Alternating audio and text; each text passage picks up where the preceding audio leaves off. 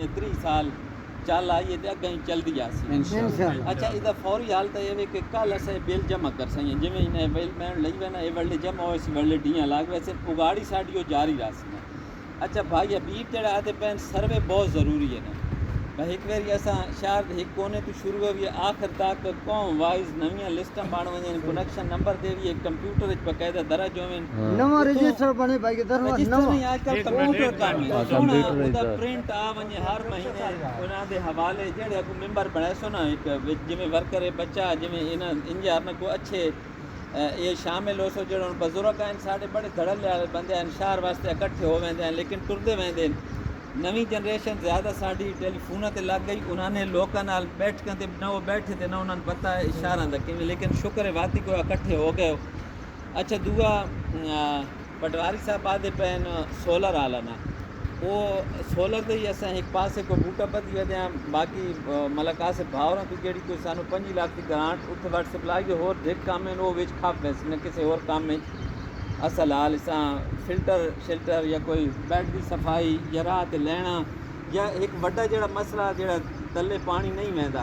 वा खुशाबड़ पुल तो एक सन लैन बिछा देवे ना ते फतेहाल वाले महल्ला ते बाबे ताज महाजर वाली हट्टी तक उत्थे कनेक्शन वखरा हो उत्थे वाल लग वने खुशाबड़ पुल तो सिर्फ घंटा डेढ़ उते वखरा चल वने ना तो सारे एरिया दा पानी ठीक है सिर्फ साडा वो पैसा ना उदे लवा देवे साडा सोलर वाला असा इंशाअल्लाह ताला हफ्ते के अंदर अंदर वो भी लागे लेकिन उहदे विच बिल्लां दी कमी जो उस पासे बिल्कुल ना मिले साफ सुथरी कमेटी बनाओ हर महीने का हिसाब किताब 3 महीने बाद लाजमन हिंदी इकट्ठे हो गए करिए सारे ना होर सार दे जेड़े सांझे काम ने सिर्फ ये नहीं कि वाटर सप्लाई वो कब्रिस्तान दा मसला गलियां दी सफाई छोटे मोटे काम ईदगाह दा उहदे वास्ते इंजारा इकट्ठ कीता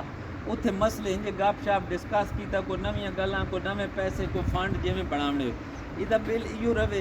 इहदे जी भाई भी मैं तो पैना उस पास जिते वाटर सप्लाइयां न कई जी अच्छी कामयाब है वो न सिर्फ पानी दियाँ पईयां बल्कि जी पानी की निकासी न नालियां मालियां की सफाई वो भी वाटर सप्लाइयां आप वो कंट्रोल करेंगे साढ़ा एक बंदा ही कोई सफाई वाला रखी वने ना जिन्हों तुम शेड्यूल दे दो अज तैं जी माला बूटा वाला जी अज माला सुमलियां वाला माला कलजारा वाला ये सन पता हो हफ्ते फलानी कमेटी साड़ी डाली है वो साल बंदा तो दे सकदे नहीं ना तो साड़ी खत्म